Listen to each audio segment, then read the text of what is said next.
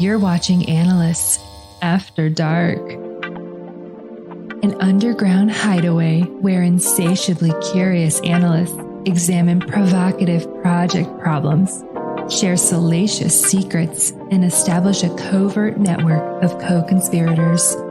Step into the dark with your hosts, AJ Hawley and Steve Jones.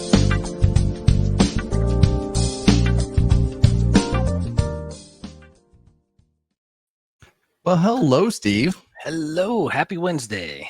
Happy Wednesday indeed. How's it going?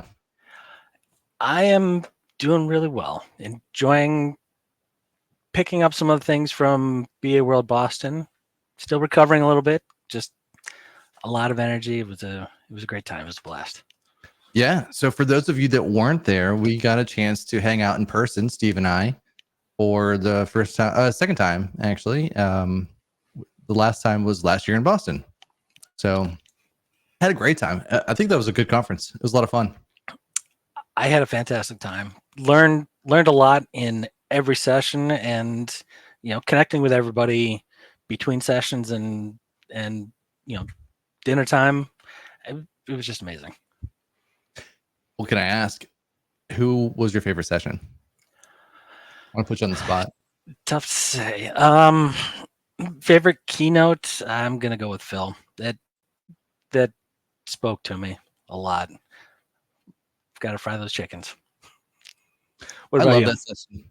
So I love that session just because it's so engaging. He tells a whole lot of stories, but also he comes back and it's funny. It's like he does stand up for an hour and also mixes in some points. It's good. Yeah. So this was my first time seeing Glynis. So Glynis Devine do her keynote. I thought she was fantastic. So a lot of energy in the morning, just kind of kicking things off. I did miss Sabi's session only because I hung out with Leslie and we just went downtown Boston and we just played hooky for a couple hours, which was great. But it was a lot of fun.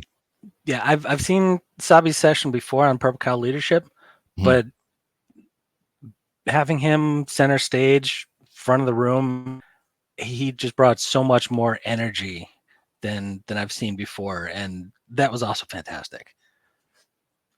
It was just such an incredible conference. The rest of the week ever since has been kind of a letdown.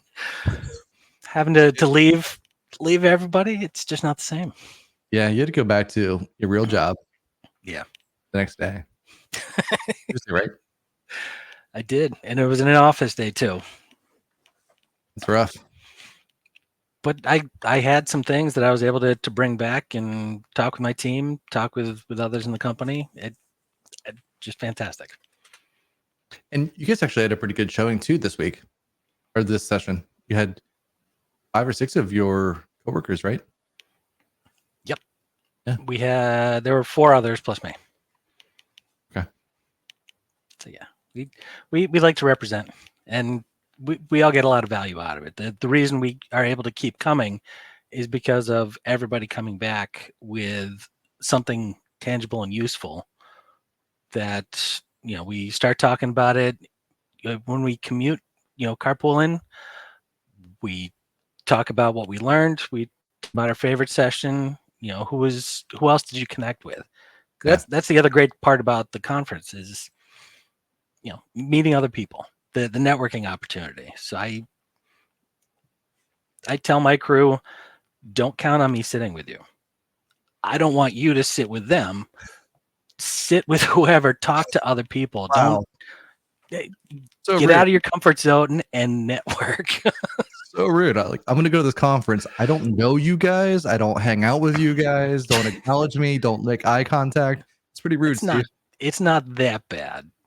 I try to live what I want them to do as well. Right. No eye contact. Just straight shoes. It's Mr. Jones. Yeah. It's never Mr. Jones. Only in the song. Well, today is actually a special episode. Do you want to talk about it? I do. So today is our second and final episode that's associated with the BA Jam. And we've got the final jams coming up on November 1st, one at 9:30 and the other at 4:30. It's an afternoon session. But take a look at the BA Jam on LinkedIn. You'll see that there are still several more shows to go from other speakers, other shows. Check in and engage. It's a lot of fun.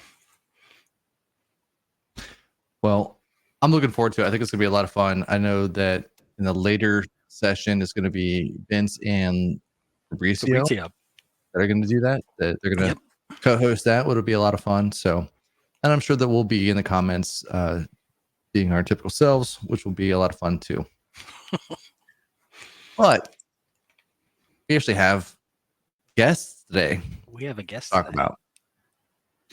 So we're going to talk about, we have Jen Battan and Paul Crosby from the Uncommon League. Jen,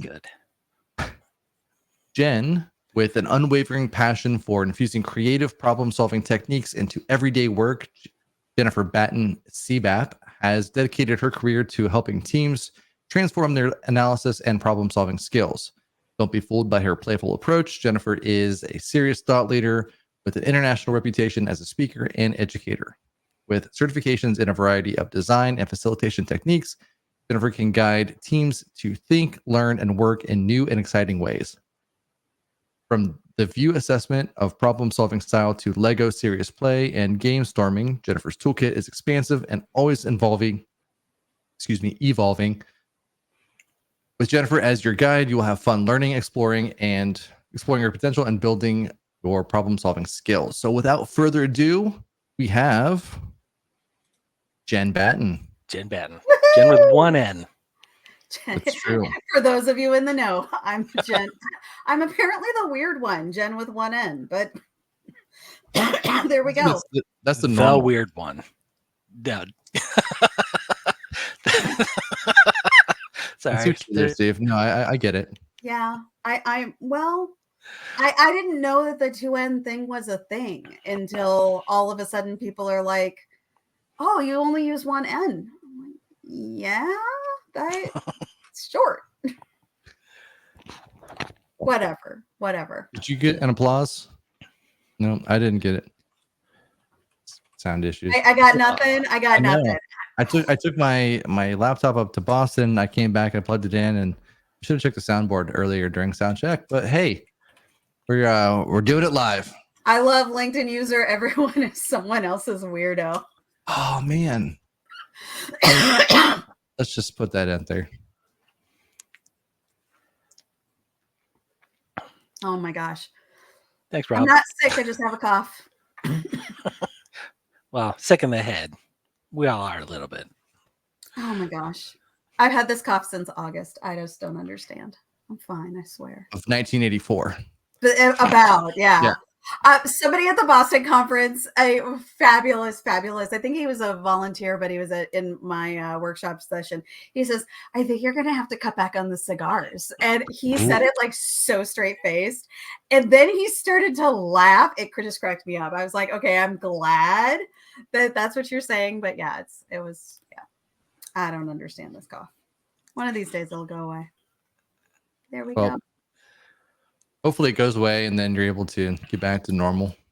Because it impedes the amount of, words that you're able to throw out there.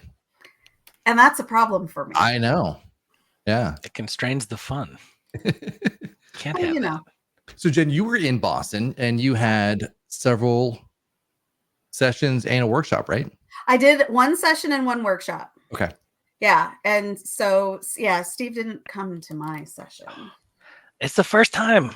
I know, which is why I have to continue to give you a hard time about that. I know. Because usually Steve shows up to my sessions. But we had a good time. Is he always front row for you? I mean, like usually, and he'd like be the one to participate and like to actually actively like do something in the workshop. But the Boston folks are hugely interactive, and so that's kind of fun because I kind of use that energy in the room and in the moment. So that's definitely usable kind of stuff. So yeah, we learned a technique. We actually did hands-on and learned an actual technique, not just talk about it. Missed it. We actually did it. So Nice. yeah. It was fantastic. That makes it more fun. My room was packed as Amy kind of comes in. Several years ago, there was my favorite time I was in Boston. There were people in the hallway, and they were like, "Can you just leave the doors open?" Because there were no seats. That was the 6 thinking hats. Yeah. There was a moment when it wasn't Amy that came by, but it was somebody else from the conference production group that they're like, "So we might need to move you to a different room." And I'm like, "Then you better tell me now, because I got stuff to move." Because my 6 Thinking Hats presentation, I have to bring an entirely separate suitcase for all of the props that go along with that one session. So it's a thing. There's stuff, but it's fun. It's a fun session. I haven't done it in a while, so maybe we should dust that one off, and have some fun with it. Yeah, we should do that. Not as much stuff as Dan the bartender. So he has a collection of glassware that he has to bring, and then he has to have like 17 different beverages. The best part about, I think, his session in that is at the end of it, he just gives away the booze, and so then you get to have one of those, which you don't give away your hats, do you? No, they're in the. They are custom made handmade by moi to actually fit the 6 Thinking Hats. It's all about metaphor and understanding what the colors represent. So of course the hats are metaphors and the colors are metaphors. And so I've taught the 6 Thinking Hats actually for kids, but instead of using hats, we use like sunglasses, colored sunglasses, or I've used a little eye masks that look like, Zorro masks, but in the different colors or whatnot. But the hats like fit, and I've actually done these hats so they match whatever they're supposed to mean. So it's a lot. It's a checked bag size suitcase of things.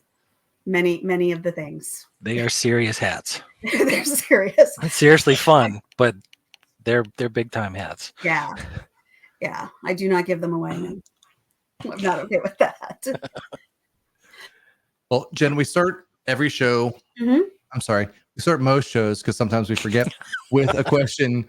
What's your favorite after dark activity? And so that when we asked you that question, you said, I'm boring. You did say, I'm boring. You like bonfires, movie nights, and you dream of a good night's sleep. But then in our pre-show, you said most of your good work happens after dark. Most of my best work happens after dark, which sounds. I was afraid to put that into the questionnaire. Like, have you guys met AJ? I mean, like, I was worried. For any of you listening, I see some of you in the comments. I know some of you know AJ. So, like, would you be worried to write that down? I'm not a morning person. I am not that. Please do not ask me to be productive at 6 a.m. It's just not going to happen. I would rather, I'll stay up all night. I will happily stay up all night doing whatever it is that we need to do or getting something done.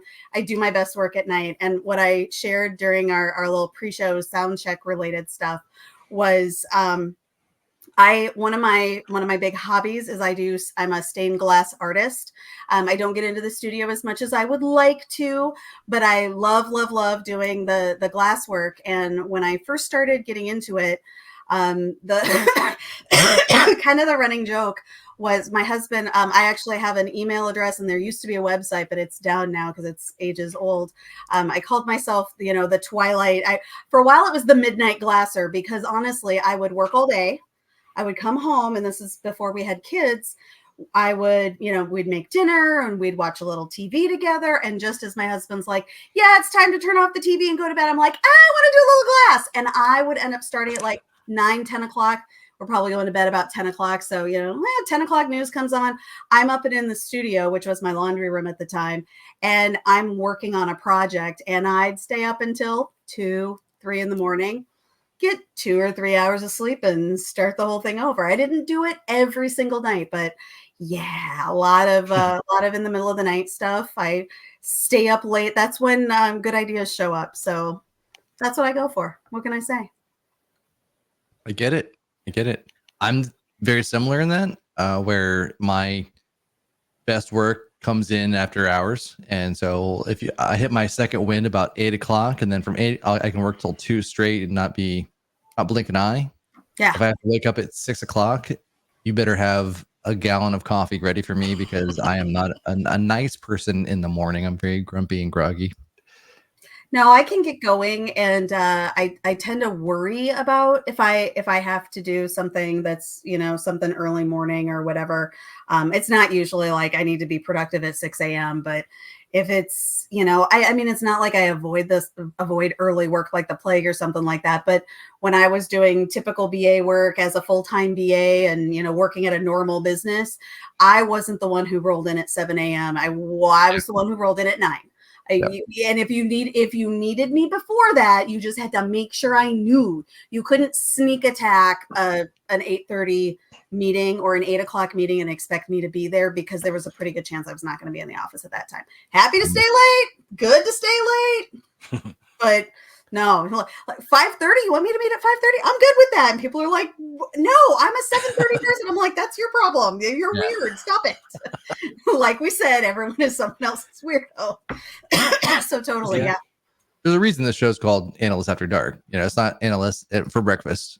It wouldn't happen. Yeah. No. Wouldn't happen.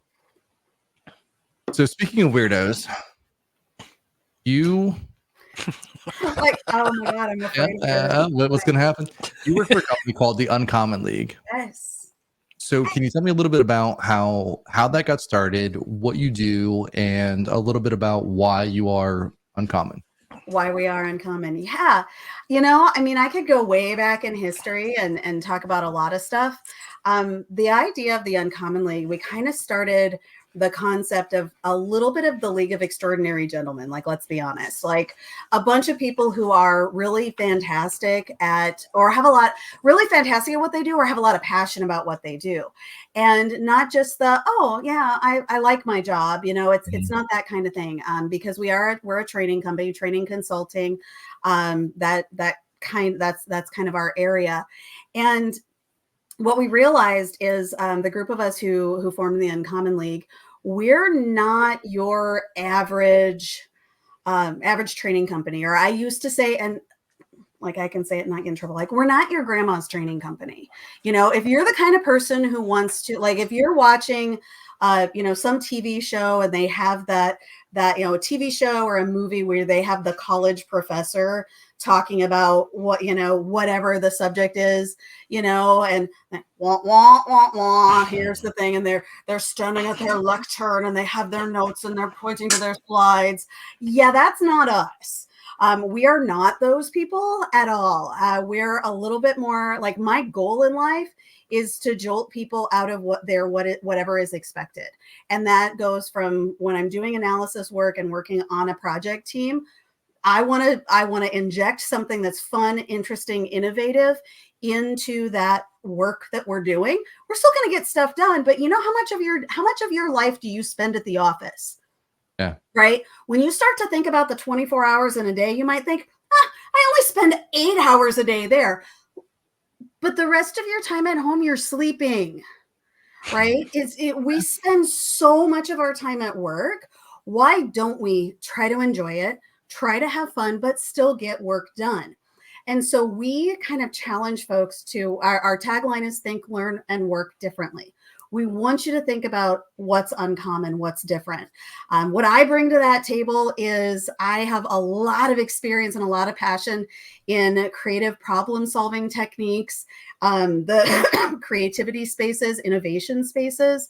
And that's where, to me, That's where I get super, super excited about how we can bring those ideas from other spaces into what we do, right? The 6 thinking hats is not an analysis technique, for example.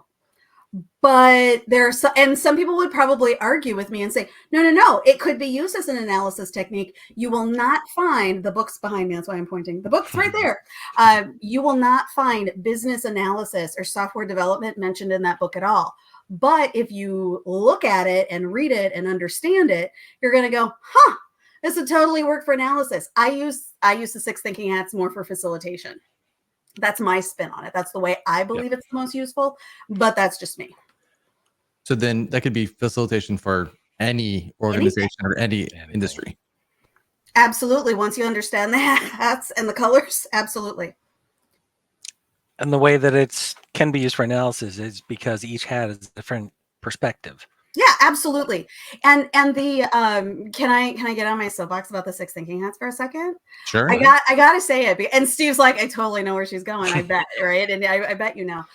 Because so the biggest thing that's the most misunderstood thing about the 6 thinking hats is, and anybody could go out right now and start Googling the 6 thinking hats. You're going to find a book by Edward DeBono. It's a little teeny tiny book. Go buy the book. It's worth it. But the biggest thing you're going to find in, Google's going to do some great searches for you and find you some decks, some PowerPoints. If they're not from me, here's the thing to look for, because this is what bugs me. A lot of people will take the book information, create a deck and say, here's how you do it. AJ's going to wear the black hat. Steve's going to wear the red hat. Jen's going to be the yellow hat. Now let's have a conversation. And that's 100% the opposite of what the technique is meant to do. And so that's my big, if you take anything away from learning that, and I know you're getting a tidbit here, it's one hat to cover the whole room. We all think about that perspective. I'm not telling you how to think or what to think. We're telling you more how to think. We're facilitating what to think about, but you're still responsible for doing the thinking. But we're going to focus on these different ideas at different times. So instead of only focusing on those certain viewpoints, right? If you only ever looked at the front of your house, would you count enough windows to give your window replacement company the right order, right? I have more windows on the back of my house than on the front of my house. So it's that kind of idea. We have to go around the entire house. We have to understand the whole problem, the whole situation, or anything like that. And so that's where I get kind of feisty about the 6 thinking hats, and why, as an analysis technique or a facilitation technique, it allows you to guide and redirect. That was a fantastic point. It just happens to be green and we're still kind of in white, and you don't have to make a big deal out about the hats, but you can, once people understand the concept, you can redirect and they go, oh, I'm on the wrong color. And then they can adjust. So it's more of a process and not like Teletubbies. Say that again. It's more like a process, not like Teletubbies, where we're all our own kind of color. Yeah, but it's not a prescribed process because you don't have to do all the colors all the time. You can decide what colors work for whatever situation. There you go. How's that? Sounds awesome. Not bad. I don't think I've ever seen that session. I was going to say, I was just thinking that was before your time in our little merry band of speaker campers. Yep. That was 2013, 2014, maybe? About, yeah. You said speaker campers, and I was like, I don't know where she's going to go with that merry band, because I feel like there's so many things you could have said. But I know. I'm glad that you chose those words. Man. Keep it clean. Keeping it clean. I was cussy during sound check. Ish. I said I'd be good. They're like, whatever. It's all right. Yeah. We're adults. As long as it's used appropriately, we're good. Yeah, there we go. Yeah. What else do you want to know? I am trying to get a hold of my partner in crime, who is not responding to me at this moment. So someone knows a networking group, LEG, League of Extraordinary Gals and Guys. And I don't know. Not I feel like the 70s pantyhose company. Yeah. I'm with Amy. I totally know what you're talking about. Yeah. I do too. I'm surprised you're old enough to know that or have seen that. Me? I remember them as well. But like when it came in when Yeah. when they actually came in an egg. They Yeah. make great wiffle balls once you do a little plastic around the seam. I mean, I didn't have them. My mother did, but you know, I was not gonna go there. I I have seen proud. video of you in a dress. So I mean, I'm not gonna. I had That's true. you opened the door and rolled out the red carpet. I had to step there. Yeah, no, that's very true. It was a great that dress. exist, and I think. Well, I said I think. I know it happened. I actually showed it during a workshop in Toronto, and yeah, it was good. Got a lot because Amy mentioned it. Amy's like, "Hey, you know, he dressed like me one time," and then I was like, "Well, I got to show it now, I guess."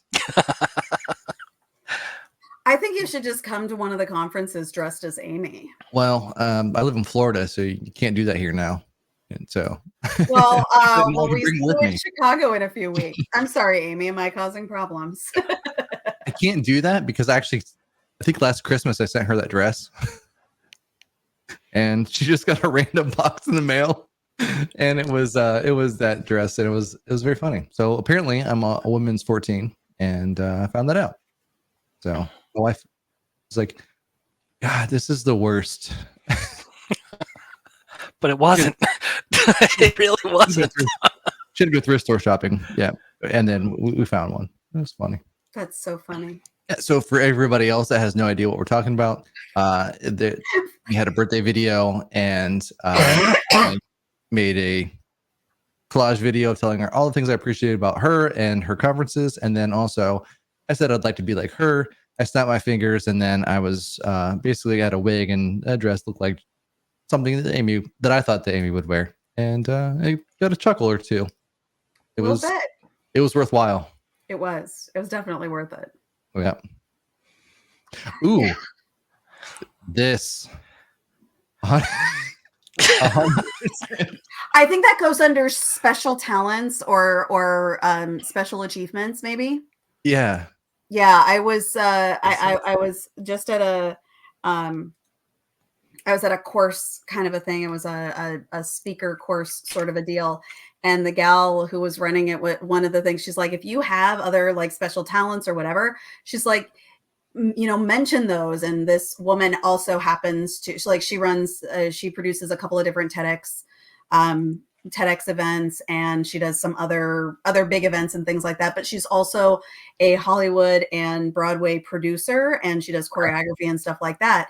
And the story she said to kind of drive it home was she was auditioning people for a Broadway show, and there was somebody who was fine and probably would have been fine in the chorus, but she wasn't like, oh yeah, we got to hire this person, she's so great. But under special talents, this person happened to say that she was also a baton twirler, and this caught the attention, and she said, can you come back tomorrow but bring your baton? And she's like, the person's like, sure. And she got hired and got a solo because she could do a baton.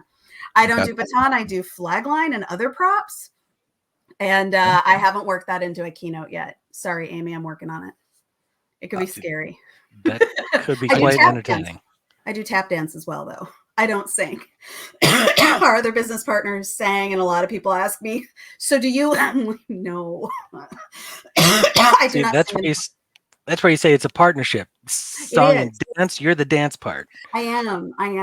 I did get one of the greatest compliment, not quite the greatest compliments, but it was quite a compliment when Bob and I were doing some videos together. We were filming at the office, and Bob would burst randomly into song.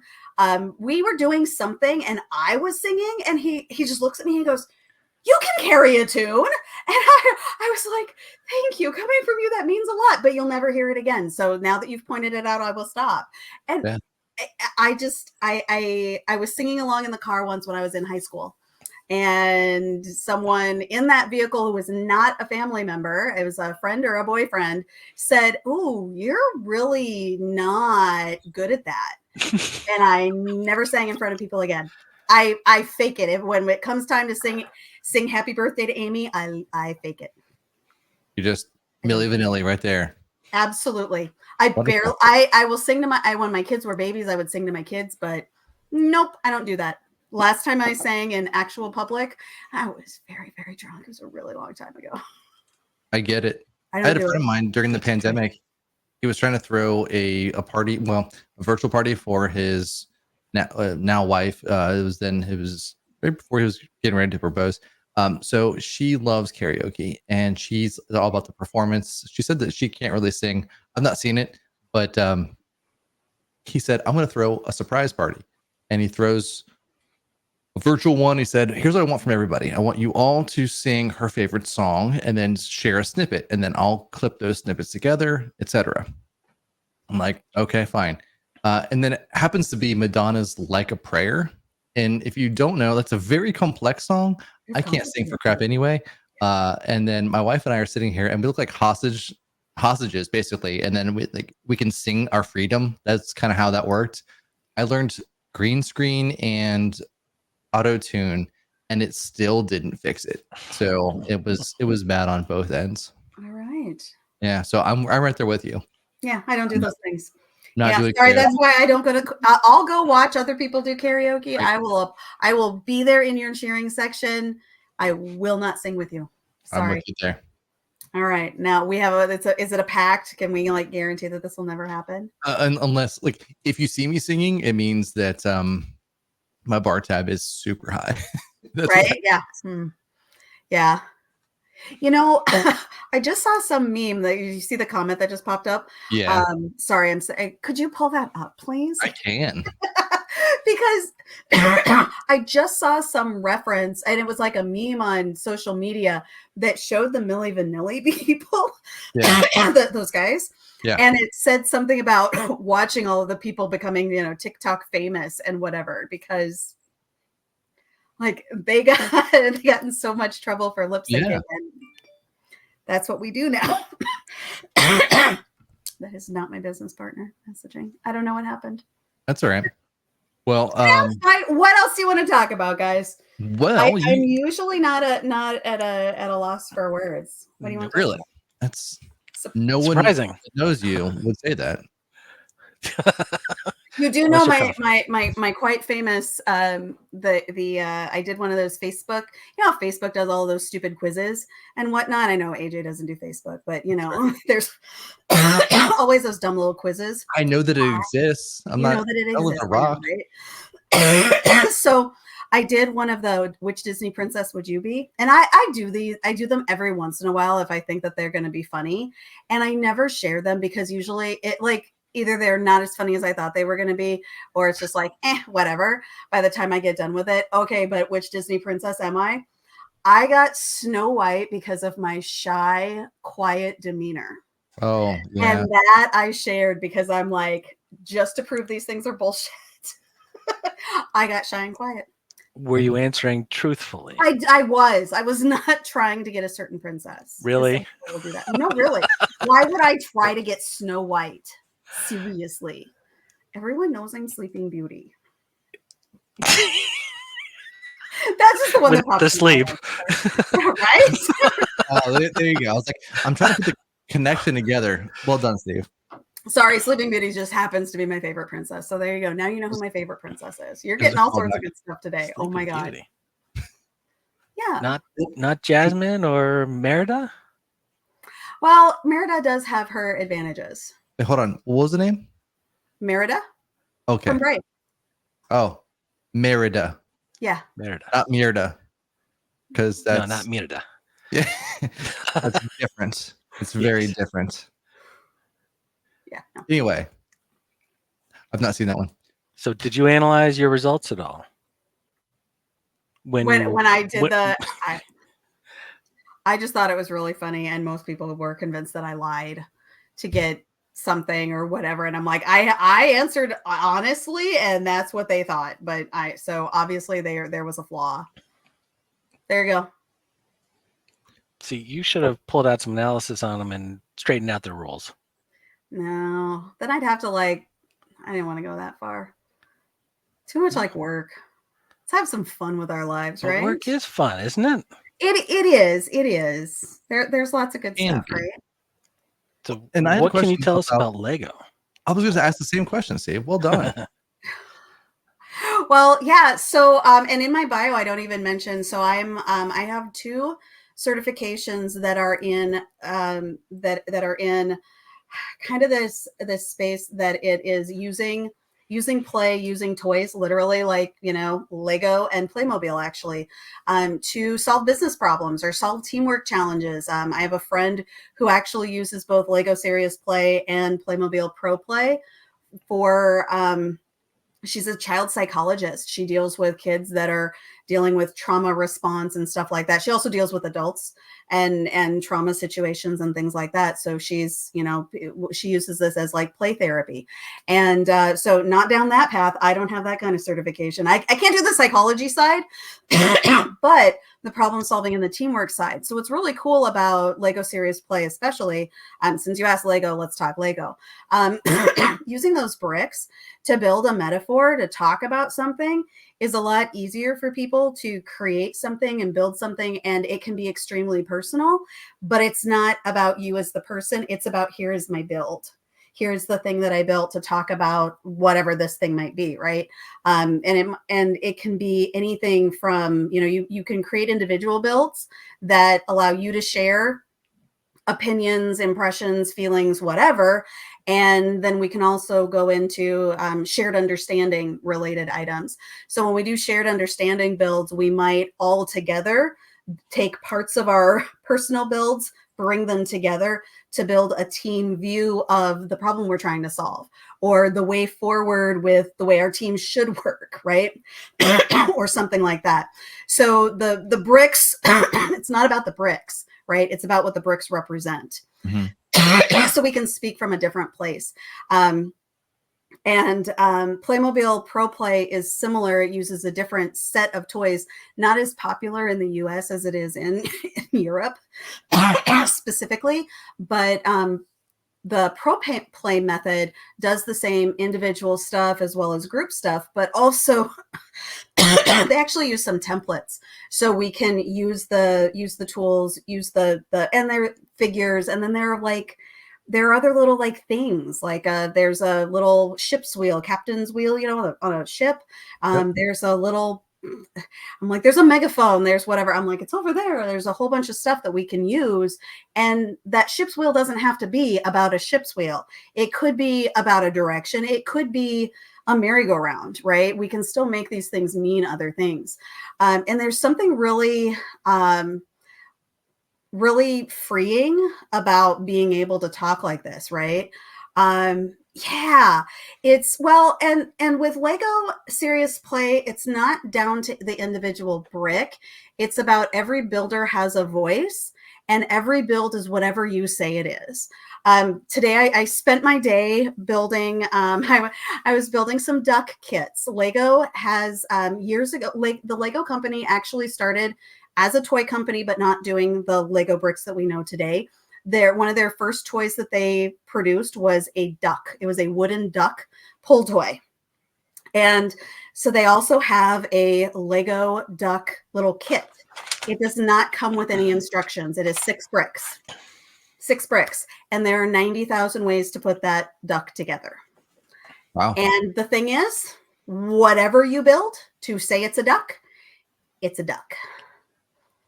And what's so fascinating about that is, what's really funny about it is I can say, build a duck out. Like, I could pull out, this is my work desk. What can I say? Of course I'm going to have this. Like, let's pull out let's see if I have, do I have a duck kit right on top? If I dig. So while you're doing that, so yeah, go ahead. 90,000 variations. Is that because of each snap? Like, that you can actually have each, what are they called, dots or? Yeah, because with 6 pieces, I almost have enough. Where's my other one? I'm missing one piece. I'm like, they're out in my living room. I'm not going to go grab it. No, I can fake it. We're going to fake it. I can fake it with green bricks here. So if you have, you need 1 1x2. Okay. Okay.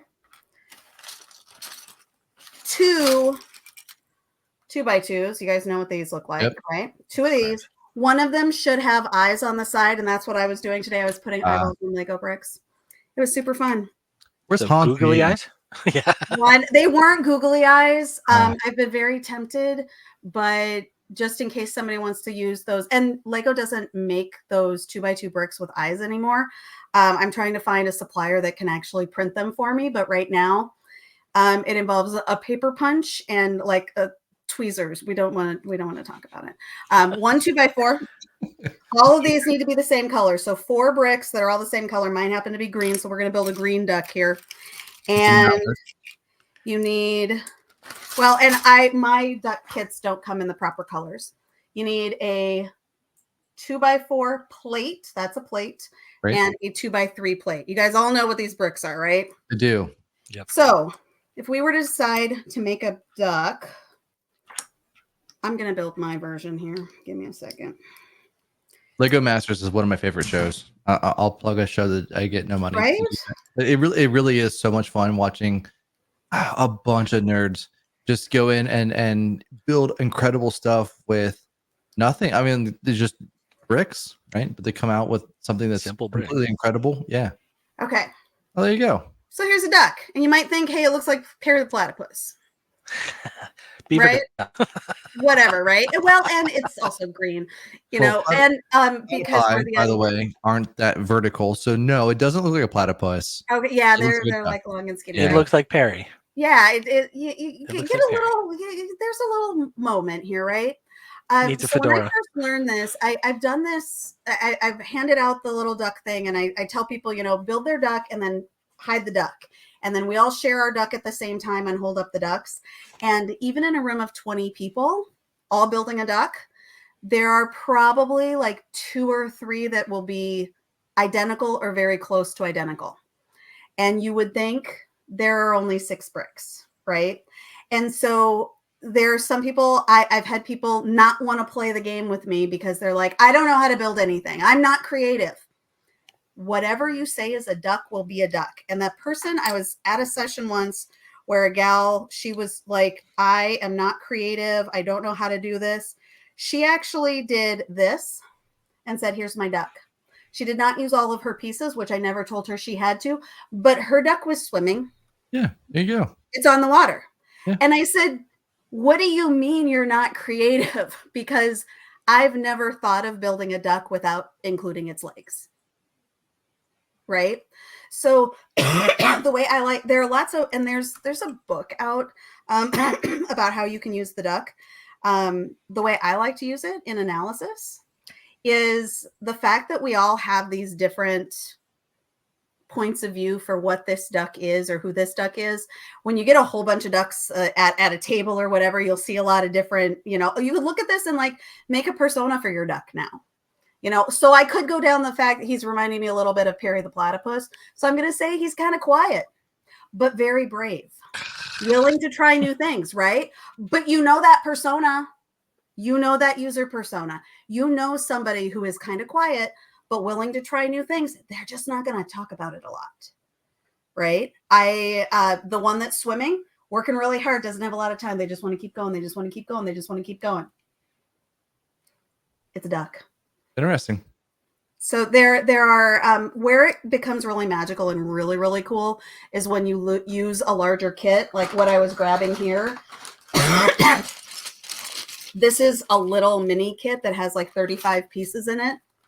And we can do a 2-hour session on teamwork with everybody having one of those kits in front of them. If we want to do a half day and like define strategy for the next 6 months, we get bigger kits. We get more bricks. And they're very, very specific bricks. You can use anything, but I like to stick to the actual kits. Because what's cool about this is like, not everybody's going to have like the propeller. I usually use this when I talk about teamwork. I love using the propeller to talk about teamwork because I'm a weirdo that way. But there we go. Do that and add that to the swimming duck. It goes really fast. We would, right? Yeah. Yeah. So yeah, that's where I'm doing a lot of fun, and I'm like I said, I'm preparing to go. I'm the keynote presentation at the BA Summit in South Africa, and so my big travel day is tomorrow. So I'm going to be leaving tomorrow night. I'm doing a gamification workshop where we'll be doing the business analysis core concept model dice game, and we're going to be building ducks and a couple of other fun little games and how do you gamify and add games and fun and other things like that, and some of the embrace the sticky note moments with that group. So I'm super excited about that. I also have some other cool stuff coming up that I'd love to share. Just a little quick note about it. And I don't know if this is something I'll probably post it on LinkedIn when I start to ask for. I'm gonna need some. I'm gonna need some guinea pigs, and I'm probably gonna do this a couple of times. I recently got a certification in the VIEW assessment for problem solving. I think that's the full name of it, but it's VIEW. It doesn't stand for anything. It's just the VIEW, although they do, they always capitalize it. So like Whoopi's not going to show up out of nowhere, no, right? No, not that kind. No. It's been around for quite a while, actually. And the assessment, although they talk about, it was built and created to assess your problem solving style, specifically in a creative problem solving kind of a context. I think you can ignore the creative problem solving context kind of side of it. But what it does is similar to something like DISC or Insights, or not quite into the same way as Strengths Finder, but those kinds of kind of assessments, that it really does allow you to understand and like see the reality. And most people aren't surprised once they get their results. But when you see your results and start to see, like, say within a team, where, like, how do you process? Where do you find ideas when it's time to solve a problem? Where do you go for ideas? Do you look for innovation, or do you just look for incremental changes? Do you need to talk things out and thrive on the chaos of brainstorming? Or are you I always say, I always pick on myself for that one, because what's a little fun about that, when I first took the assessment, they showed us the team that I happened, there were like a dozen of us, and they show a continuum, right? And one style is, I'm an out loud processor. I'm external. I would like talk to me, give me all of this info, right? And this other side is internal. I was as far over here as you could possibly get, and the rest of my team was over here.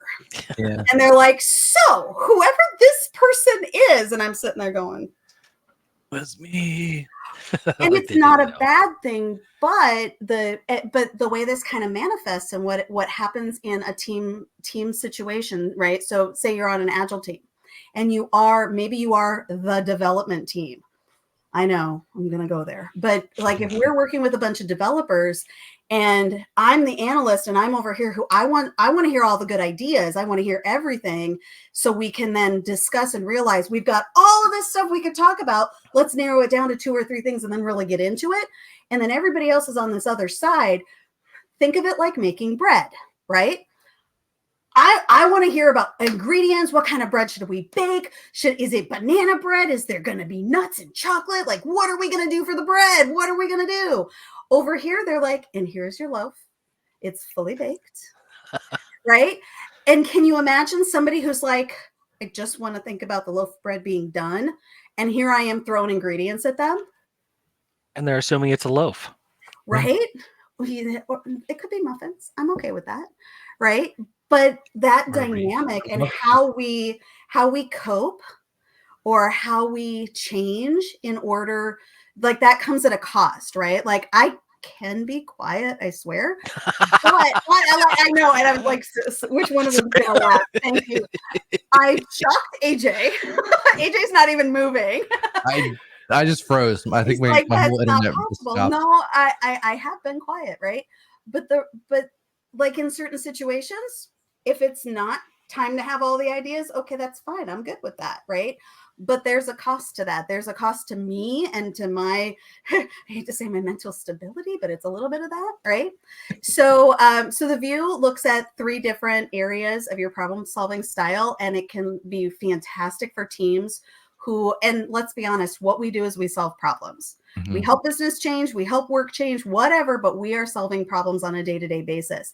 And if we're working together well, awesome. But if we're not, or even if we could be better, the view assessment really helps people to see how they approach problems. So the reason I mentioned this, and I mentioned I need some guinea pigs, is so I got my certification and I need to keep practicing doing the, having folks take the assessment and then kind of getting that feedback kind of thing. So I'm going to be posting probably sometime in November, December. I'm going to start posting to for folks to take the assessment, and then we'll do something in, say, January, or maybe even might get pushed into February, depending on timing. So you'll get your results and that kind of stuff. And I'll do it at the point where, I won't make money on it, but I need you to pay for the assessment. That's it. But it's not like hundreds of dollars. We're talking like $75 or something like that. I'm down.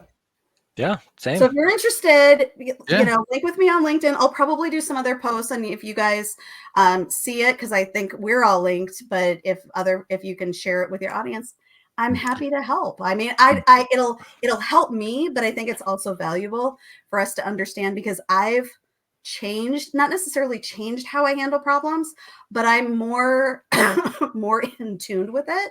So when different stuff happens, I can realize, ooh, I've got to adjust, because I can tell what's going on. So it sounds like a general trend in business analysis is less about an individual sitting down in a silo, doing the analysis, doing their work, and more about collaboration.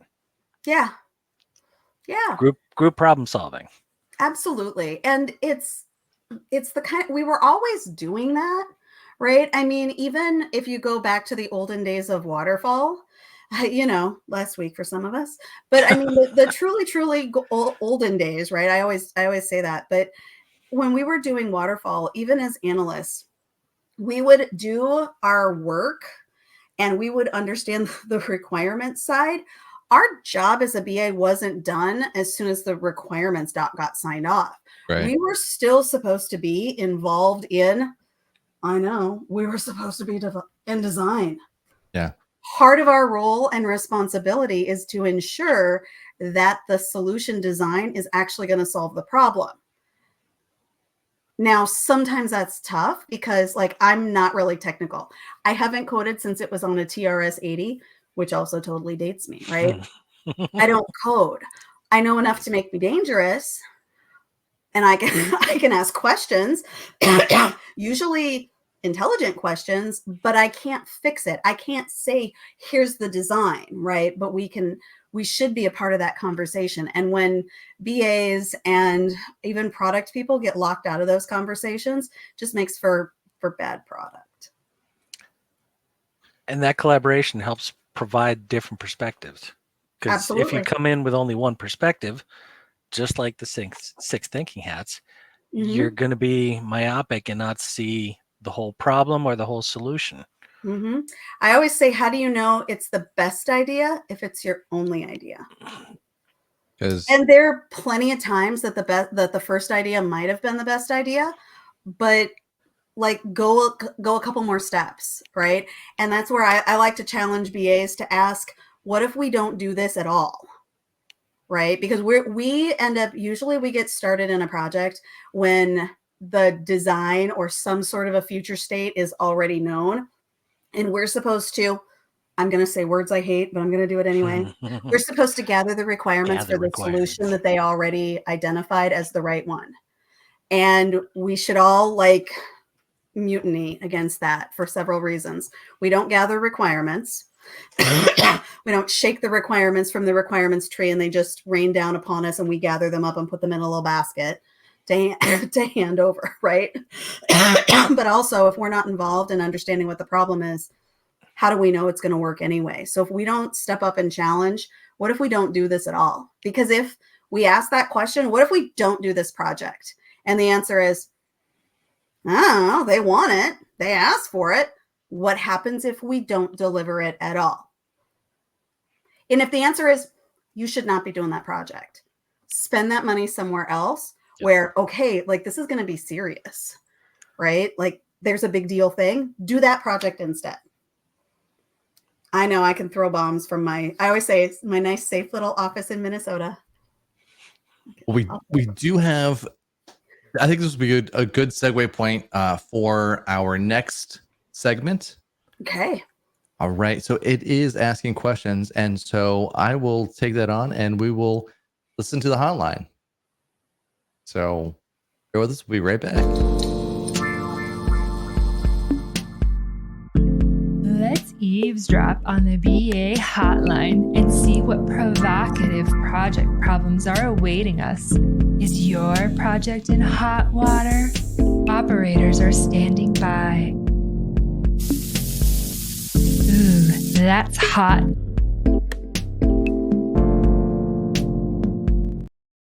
I thought I was still on mute. Sorry. Yeah, nope. Surprise. No, so we do have one question in our. I'll just post it up here. All right.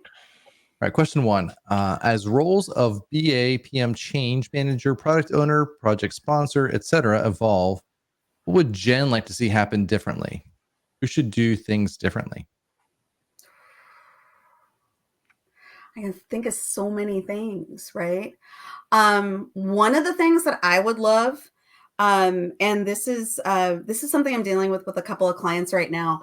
If you're doing an agile transformation, or if you're shifting into agile, or if you've already shifted into agile, if your business people are not right there with you, why not? You mean like co-located? In the same Not even a co-locate, but like approaching project work. I have a client right now. I have two clients. One is we've been doing a lot of the IT side is, we're going to be agile. And I was like, all right, so when are you going to train your business people? And they're like, that's part of what we want you to do. And I was like, excellent, because that was part of my proposal in getting the gig was, let's train the technical teams in process and all of that. Let's train the leaders for how to support an agile work environment. Don't we all wish if you're agile, don't you wish your leaders actually understood what the agile process meant? Yep. Because you can't be agile and also ask for status updates and quarterly plans and say hit a deadline. Then you're just doing waterfall with scrummy words. Stop doing that. But they do. And I would argue that you have to go one more level up, and it has to be finance. Absolutely. It has to be finance, but it also has to be like our business partners. And so this team, the way we framed it for their business people was what's different and what stays the same. And, what it kind of started with, what the heck is agile? Sure. I think I said, what is agile anyway? Right. So we started with that and then talked about what's different, because that's everybody's big question is, okay, so you're talking about sprints and you're talking about stories. Like, what does that mean? That's little tweaks in the grand scheme of things, but delivery changes a lot. So I really think that it's not that we should change how we're doing the work. We should just make sure that we're all on the same page. And I agree with AJ. It's not just about IT. It's not just about the business. It needs to be a bigger conversation, right? They all need to be ready for it. And honestly, the process works pretty well. And it can even work as a not quite agile, hybrid agile. I've got the fancy agile certifications. I don't believe in my way or the highway agile or my way or the highway scrum. I think there's a way that you can blend to make it work for you. And that's what we at the Uncommon League call Agilicious. Pick your flavor. And let's just make sure it's the flavor you like, right? I've never heard Agilicious. I've heard so many different variations. We have fragile. We have so our version is where it works, because fragile, wagile, scrummerfall, scrum butt, and all of that is really, a lot of the agile folks say that because it's we're agile, but not really. Yeah. We're kind of agile, but it doesn't really hold together, so it's more fragile than agile. Right. To me, all of that can actually become something that can work if we just let it happen. So we take the approach of let's be agilicious instead, and think of it like going to the 31 flavors and picking let's create something that's tasty and that works for us, right? I know I'm like totally mixing metaphors and going down a path that we may not want to go down, but there we go. Yeah. Well, no, I enjoyed the agilicious part of that only because it's a positive spin on we are doing, or we are, so there's a whole thing. I think for me, it's agile can be like almost a religious dogma, right? Where you have, Yeah. are you doing agile or are you being agile? And I feel like those are two wildly different things. And- And the reason we get into it, or the reason leaders want it, because that's, to me, that's where a lot of these agile transformations kind of fall down a little bit as well, is when a leader, so some leader goes to some conference, or they've been reading about how agile development is so great and it's so fast. They're like, I want fast delivery too. Let's be agile. And then they hire somebody to come in and do a bunch of training. And then they still demand quarterly code reviews. Let's do all of the checkpoints for documentation. We're like, dude, we don't do that anymore. And they're like, what do you mean? Or how do we know we're going to deliver on time? You can figure it out. You just have to be prepared for it, but you also have to trust the team. And don't even start me on how that goes. And, trusting an analyst, is the analyst going to be functioning as the product owner and making decisions, or are they still a go-between? Like, part of the reason analysts end up falling into the product owner role is because the business doesn't have the time or energy to devote a person into that role. Yep. Right. But there we go. Yeah. I'm sorry. I'm over the time. I'm excited. Can you tell I get kind of excited about that? I saw at least a couple of.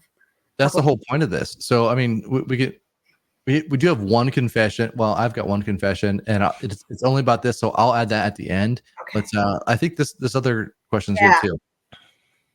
FBAs want to work on more strategic work cross project. What labels can we give cross project information? Can I answer this one? Yeah. Okay. I'm so sorry. I don't know what I would call it. I'm stealing this. Go ahead. Have at it, man. Yeah. So I think that there's a whole room for a strategic BA. And then if I'm going to plug myself, actually, that sounds bad. Well, I was going to say, Paul, if Paul was able to be here all over this, but go ahead, plug yourself, AJ. Thank you, Steve. AJ, what are your thoughts on this fantastic topic? No, so we have a blog on this on Analysts After Dark called The Innovation Analyst, and I feel like that's exactly where this question resides, is on that role. It's that it is an analyst that is really sitting with senior leaders and someone that is kind of, I don't want to say like above the other analysts, but like they're ahead of the other analysts. They need to be ahead of project work, right? Part of the problem with where, like the previous question, kind of where we get stuck, is that because regardless of whether you're agile or not, for most of us, and Waterfall definitely does this, right? The way we fund projects for most of us in North America is somebody has an idea. Oh no, this is a problem. I want this. And then they say, can you build this thing? And they're like, I don't know, let's figure it out. And so, because a business person goes over to IT goes to some developer, designer, architect, or somebody and says, how should we solve this? They make a bunch of shit up and then they throw a bunch of numbers at it. And let's be honest, they throw numbers for, this is going to be how long it takes to develop it, to code it. And then we'll add a little bit on for the project, for the analyst, and we'll add a little on for QA, and we'll add a little oversight for the project manager. And it's $1 million. So it's going to cost $1 million. Oh, well, I just happen to have a spare $1 million sitting around. And then the project happens and the BA turns around and says, so what problem are we trying to solve? And they're like, I don't know. I just want you to build me a damn button. Right. You don't need a button. Nobody needs a button. Right? I always use a button. There's actually some. Oh, good to know. I didn't know that. If you want the uncensored version, go to YouTube. Go somewhere else. Yeah. Oh my gosh. Yeah, that's the only thing I was saying watch first earlier. Right. Oh. So that's I mean, funny. As an analyst, we should be. It's more of a continuous role that happens pre-project, and it's supposed to last post-project, which is where if we were more product-oriented with the structure of teams and how we approach work, that's where Agile does have some really good stuff. But even companies that are going Agile or have gone Agile, they still do projects, and they're not getting the full benefit of Agile if they don't structure the teams and structure the work in I hate to say the right way, but to me, there is a way that's conducive to making Agile really successful. And so sometimes when it's it's like move people around. It's definitely the product. And I feel like you could have product verticals in an organization and then have projects that are there, like, and if it's an If agile it has product, to be cross-functional or something like that, because not every project's just going to be on that one product silo related thing. You're going to do something where you need to work with somebody else, and you can still do that. I mean, if this product needs something from this team, from this other product over here, so these people go over here and go put something on their backlog and say, we need to talk about this, and then go over, and these guys are going to be like, what do you mean putting stuff on my backlog? Yes, we need to talk about this, because your alternative is to go to them on the beginning of the sprint you need it and say, I need you to drop everything and do this thing for me, which we've all done, and people get feisty about it. And they're like, why didn't you knew about this 3 months ago? Well, yeah, what was I supposed to do? I don't know. Tell me about it. Talk about it. Give me some heads up. There we go.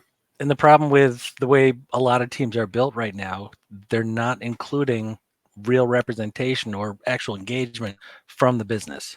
They're still functioning. And that's that previous question about what would I like to change or see differently? Yeah. I have a job. I want to do my regular job, and I will allow the BA to talk to me a couple of times a week. We need more than that. And when it's a 2-week sprint, having to wait 3 to 5 business days to meet, to have that discussion, it's not doable. It's not efficient. It's not productive. Well, if you had your backlog, your ready backlog, at least 2 iterations, behind, so it doesn't necessarily matter at that point, because you can still have 3 to 5 days, etc. It just slows the amount of work that you can have in your ready backlog. Well, it's Mountain Goat Software has an article on their blog. It's kind of old-ish at this point, but the visual like totally made this make sense for me. Mountain Goat Software talked about your backlog should be like an iceberg, right? So the way ice works, there's some ice under the water and there's ice above the water. Your backlog up at the top, stuff at the tippy top, is what the dev team is working on, right? They're chipping away with their little ice pick, pulling that off. Analysts, product owners, business people, we're working at the waterline, right? Kind of, sort of, maybe a little bit above, not usually too far below, but we're that far ahead. Because when stuff gets chipped off the top and that ice goes away, the ice pops up. That's how ice works, right? There is no reason for us to, pack on some scuba gear, dive underwater, and start working on something that's 6 months down the road. And we also don't want to be just in time, like, oh crap, this is coming up next week, next sprint or whatever. You need to be a little bit ahead, kind of to that point, to your point, AJ. Well, and I would think just, from that analogy, we should probably leave all of the icebergs alone. We are melting them too fast as it is. So we could maybe use like a manufacturing line. And that's how I see it in my head, where it's like, I agree. I'm going through and I'm taking the raw materials as an analyst and I'm collecting them so that way somebody down the line can actually assemble them in a more fashionable way, so that the end product is put together. Yeah. So there's one tricky thing about the like manufacturing process analogy, and I always bring it up because there are a couple of books out there that talk about we don't want to be a feature factory. Melissa Perry's book, Escaping the Build Trap, or I know it's Build Trap and it's got a big old bear trap on it. Fantastic book. But her analogy about being like, we are a manufacturer, we should just crank out the code. Her take on that analogy is we don't want to just crank out code and crank out features for the sake of cranking out the features. So she uses that analogy in a negative way. Just know that, right? But with what AJ said and the way we at the Uncommon League talk about it, we talk about it more like we want that. I always think of it as more of like the metronome, or we want a rhythm to what we do. And so when our little magical factory is humming along appropriately, and we're building the right thing for the right people at the right time, then we do want that to be a factory that there are no surprises. We shouldn't have to work 65 hours a week, right? That kind of stuff. I had a feeling that you'd like that. But even with the manufacturing analogy, companies that build products that don't work, like there are products that you build it and then it's just like that wasn't a great product and then they have to go back to and deliver something else.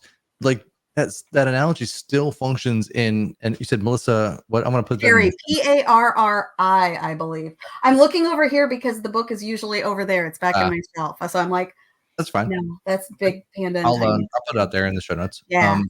But the idea is that's the whole point of Agile. And if you go back to like the original version of when they were talking about like what it should be building something as like MVP is building something that's going to be raw to gauge your customers' viewpoint. Absolutely. Is this useful? Is this something that I can use? Is this something that I want? And then if it doesn't, you rip it out. Like, okay. Which goes back to leadership has to understand that, right? Because leadership still goes down that path of, well, it's out, but it's wrong. You must have screwed up. No, I'm actually following the process that was built that we actually should do this, right? That's really, really different. It's a different way of looking at it, and leaders who get that, that's where you're going to see Agile be more successful. And they don't understand fail fast. They don't understand fail at all. No, because it's a problem for them. It's cost. Just be fast, right? Yeah. I see a little note here about marginalization, about order taker, scribe, and accountability and no authority kind of stuff. You guys, that's not new. I've been doing this for more than 20 years. And we have been talking about we are not scribes and we are not order takers. We've always been talking about it. So please don't call yourself an order taker or a scribe. Don't gather requirements. You elicit them. You pull them from people, right? You pull requirements from people in order to get the work done. Our job is not easy. And if we just simply say, oh yeah, you got a project? How can I help you? What'll you take with that? Right? I think you should have like an apron and like a little server tray, and then a little flow. Yeah, we should do that. We should do that, and then that would be a great Halloween costume. Right? I mean, seriously, you use your words carefully. And if someone treats you like a scribe in a meeting that is not yours, like if your project manager or even a scrum master is treating you as the note taker, say no. You're a professional adult that has larger responsibilities. Say no respectfully, but say no. Sorry, DJ. I would say the BA's superpower overall, and the whole reason that most BAs are in this space is because they're curious people.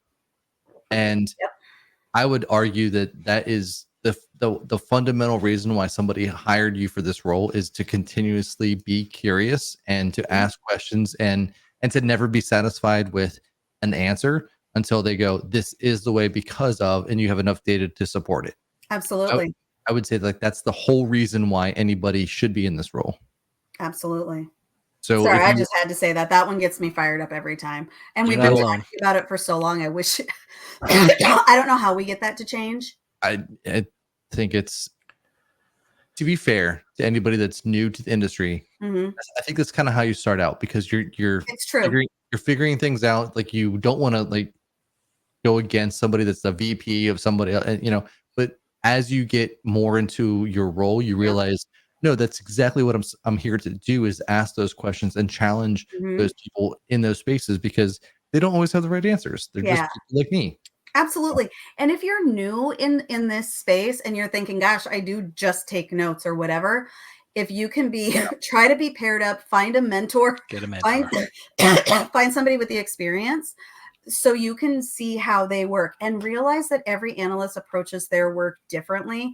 If you asked AJ, Steve, or me to run a requirements elicitation session on the same topic, we'd all approach it differently. I can just guarantee that.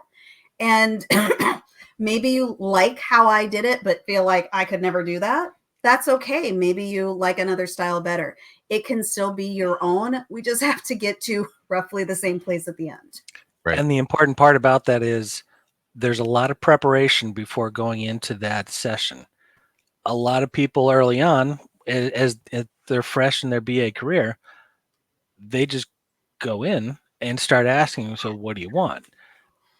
That's where having a mentor will actually benefit them because they'll see all the preparation, and ideally they'll have a conversation with their mentor saying, what are you doing to prepare for this meeting? Because I see you doing a lot of work.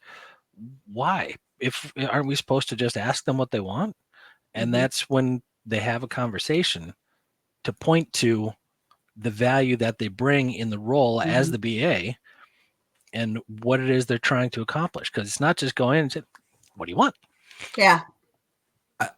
I will say that I've been in sessions where I started like that because of business wasn't sure. We had a whole bunch of different business people from different areas. And I started out with, what do you want?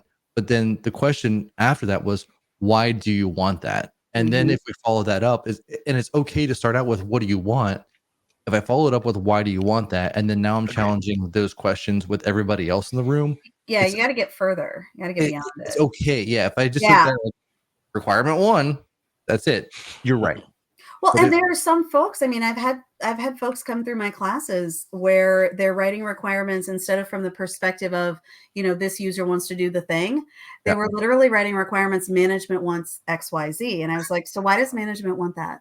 Oh, and like, I mean, like we had words and I was like, but why do they want it? And they're like, well, they said that they have to have it. And I'm like, cool. Why? And I just kept, I'm like, I'm going to keep doing this. And I'm like, I'm being sassy because I know you're not going to be able to do this at work. So I'm going to do it with you right now. Yeah. Why do they want it? But why? But why? What value does it bring? Well, because our customer needs, there is a customer. Right. I can get saucy sometimes. Right. But there you go. I think that was a fantastic hotline session. So thank you very much for those questions. That was awesome. We will move now into our last segment and then we'll wrap up the evening. So last segment, conventions. And now it's time for BA Confessions.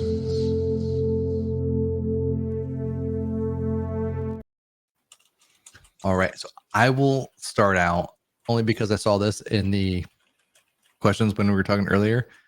Somebody had suggested different variations of Scrum, and in several Scrum teams, we had the option of naming our team. Right, that is a very prominent thing that you have to do. You have to name your team because you're representing like who you guys are. And so many teams I've pitched this. We've never took it, but I've pitched it, like the Scrum Bags. I thought that would be just like the best team name, but they wouldn't let us do it. That's right. When I decide to pick up a beverage. Oh my God. Yeah. I think the Scrum Bags would work, or just so many fun ones. It didn't work, so we didn't do that. We were the Brown Skittles. So if you have to check out why, check out the Jen Bleen episode, and you'll know why we were the Brown Skittles. Oh my God. There are no Brown Skittles, but there are sometimes if people don't wash their hands. So, Jen, do you have any examples of just projects that you were on that didn't work well, or that you kind of flubbed up and had to, brush some stuff under the rug, or anything that you would like to share with the group as a confession of just being in IT for a certain amount of time and you got those things? Yeah, I've been doing this a while. Or just being human. No, well, there honestly, there are 2 projects that, like, as soon as you said, like, where I flubbed up, like, there are 2 that come to mind that I'll admit to. Like, there's one project that I was on that the whole project was a big fat pain in the ass, and we won't even get into it. I'm sorry, LinkedIn's probably censoring that, but you guess what I said? That one's a big, like, that's a conversation over beverages at a conference. Let me know about my data project from HE double hockey sticks. I'll happily tell you about it. But where I kind of had to own some icky, there's a little minor icky own with, I was on a project where the mandate was, I was working with a pharmacy benefits management. I was working in Medicare, and a bunch of claims had processed incorrectly. And so when we submit that on behalf of our clients to the government for reimbursement, that's how Medicare works. our clients pay the money, but the government pays them back, right? Well, the claims had processed in a way that one indicator of some sort, they processed incorrectly. So something on the claim made it so the government would not reimburse it. So our mandate was to find it, fix it, resubmit it, find the claims that were messed up, fix them, and then resubmit those claims to the government so our clients could get their money. Find it, fix it, resubmit it. It was great. Well, I got to our first requirements meeting. How are we going to find these claims? And I kid you not, a guy across the table, we were in one of the U-shaped things, a guy over there, his name's Ferdinand. He's a fabulous guy. I knew him from Toastmasters. And he goes, he had a pen, and he starts tapping it. And he goes, but Jen, why are the claims processing wrong? I also had a pen, and I didn't throw it at him, but rumor has it I pitched the pen. I know I pitched the pen because it was one of those, and honestly, it was like the most basic, what I just said, ask why, right? And I just looked at him and he said, because, and I'm like, I'm flabbergasted. And he's like, because, we're going to be here every month for the rest of our lives unless we figure out why the claims were processing incorrectly. So I turned to the project manager and I said, so we're going to need a change request because find it, fix it, resubmit it. There's a deadline. We got to get through that. Honestly, that project, we had to spin it into an actual larger thing. And it was more complicated than half of the projects I had been at that entire company. And we did healthcare reform and healthcare reform under the Bush administration. And we did Obamacare. This one, find it, fix it, resubmit it, was more complicated. So that's one. Another one, can I give you a second one? Because it's nearly as fabulous. And it's another one of check your hubris at the door, right? I'm very fond of saying, you've got to, there are times when you need to control the conversation as a facilitator, or you're going into a meeting with a goal in mind and an idea of this is what I want to get out of today. And then when somebody pulls you somewhere else, it bugs you, right? You're like, I can't go there today. I need to do this. And we were doing an automation. There was a manual process, kind of complicated. And same company, they, excuse me. So we knew that the automation was going to be 4 steps overall. The client was going to say they wanted this automation to happen. The client had to tell us some stuff so we could get things set up properly. Magic happened. The processing happened. That's the real automation. And then there was going to be an error and reporting kind of a thing that had to happen. I started that little speech I just gave you right now was the way I started every single meeting for that project. And then I would say, and today for this meeting, we're going to talk about whichever one of the steps. And usually 2 and 3 were kind of fighting each other, step 2 and step 3.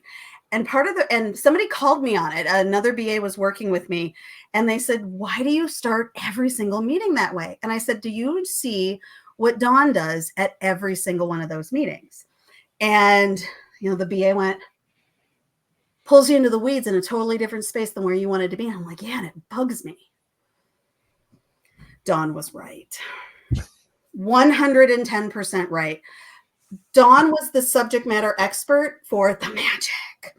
And this is here in the US. I know we have some Canadian viewers on right now, or at least there were earlier. In the US, when we start talking about insurance and we start talking about deductibles and how you meet deductibles and how this all gets counted in your insurance world, in your insurance universe, it's not just a bucket that is, here's your deductible. And once you meet it, then magical things happen. There are, especially once you get into Medicare, there are multiple types of buckets and different things can go into different buckets depending on the plan you're on and all sorts of other stuff. It's incredibly complicated. Dawn was not only the subject matter expert, but like no one else knew it, right? If you didn't have her on your project, things were not going to go well for you. And to her, the reason I say I'll own it, I was totally wrong, Dawn was totally right. I am a very process oriented person. I cannot talk about step 3 if I have not yet talked about step 1. Step 1 is the client tells us what to do. Step 2 is the client does the setup. Well, we didn't know what the client needed to set up. And this is what she kept trying to tell me. We need to know this in order to know how to do the setup. So we really have to understand this. I just kept feeling like she was trying to railroad me into some of their conversation that I wasn't ready for yet, because it was incredibly detailed. It's like day 1 of the project, getting into single data element related rules, right? And you're like, I don't even know scope yet, right? And she was 110% right. We were struggling because of me pushing us into step 2. And finally we said, you know what, let's explore this one little area. And all of a sudden everything fell into place and the requirements were done a heck of a lot faster. I should have just listened to her. We all have those sessions and we all have those projects where we go, oh, Right. yeah. And it's something about the role in general. You got to check your ego at the door. Yeah. Because you're going to be wrong. Some way you'll be wrong. Sit that back Yeah. at the end and you don't like learn from that, then you really haven't grown at all. Yeah. And I'm always one who, like, I'll let the side conversation happen, or I always call it, I'm all about the bunny trails. Even if this is my plan, if we're kind of going this way on a little bit of a tangent, I'm willing to go there, but I'm also going to pull us back and say, but how does that relate? And she wasn't really taking a tangent. I was up at this higher level thought process and she was in the weeds of details. So to me, I was like, we're not there yet. And once we understood those details, though, the big stuff was easier. And that's not usually the way it works. So if you're fighting something where you're like, gosh, we just can't get through it, that's where you've got to try to decide, try something else, or try to change. Like now what I tell people is, you know what, we didn't really need to worry about the reporting piece. That last little piece here was reporting and fixes and whatever. Sometimes do your requirements backwards. Start with the end and then work your way backwards, because you're going to understand how to reach the goal instead of thinking about the process from, okay, I log in to order my pizza. Yes, that's where we all think is step 1, but start from the pizza's at my door or the order is submitted, whatever it might be. It can be powerful. Go ahead, Steve. So it's like using a SIPOC model and reverse. So instead of starting with the supplier, you start with the customer and what do they need, and then work your way backwards. So SIPOC and COPUS, it's the same model. You're just starting from a different place. Absolutely. And I feel like that happens with so many processes in life when you're looking at you start at the end and work your way backwards, you end up realizing what the least common denominator is for so many different things. Absolutely. So change your perspective. How can you do that? Yeah. Well, I don't have the last call, but it's last. You guys have released your own book called Positive Conflict. So I've got that.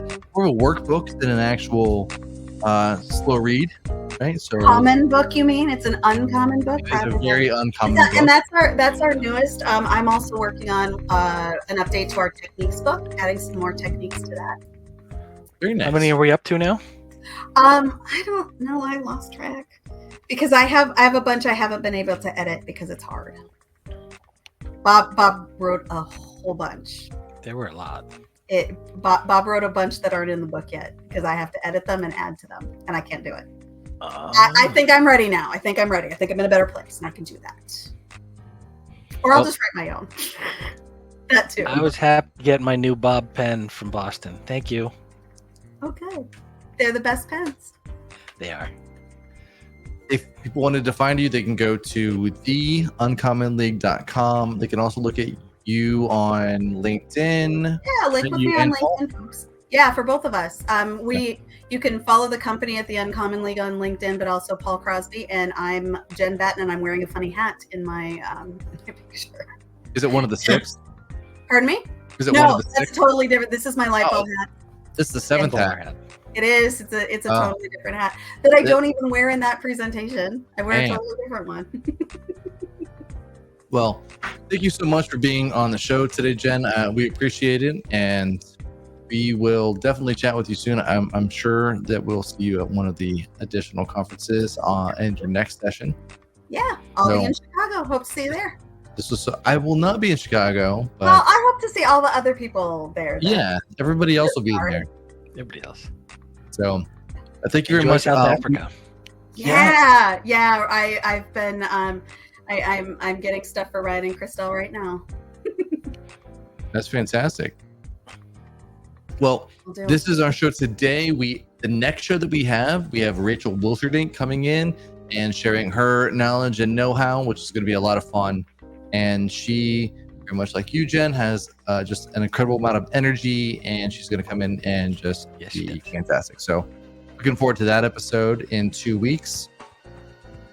Then we also have the BA Jam coming up November 1st. So if you wanted to check that out, it's at 8 o'clock Eastern time, and I believe 8:30 Eastern time, and then also 4:30 Eastern time as well. So there's 2 different sessions. So Vince and Fabrizio will be doing that. That's our show, folks. We'll go out with the BA Jam intro, and we will share that. It's been so much fun. Thank you so much. Thanks, and we will see you next time. Bye, everybody. Bye, folks.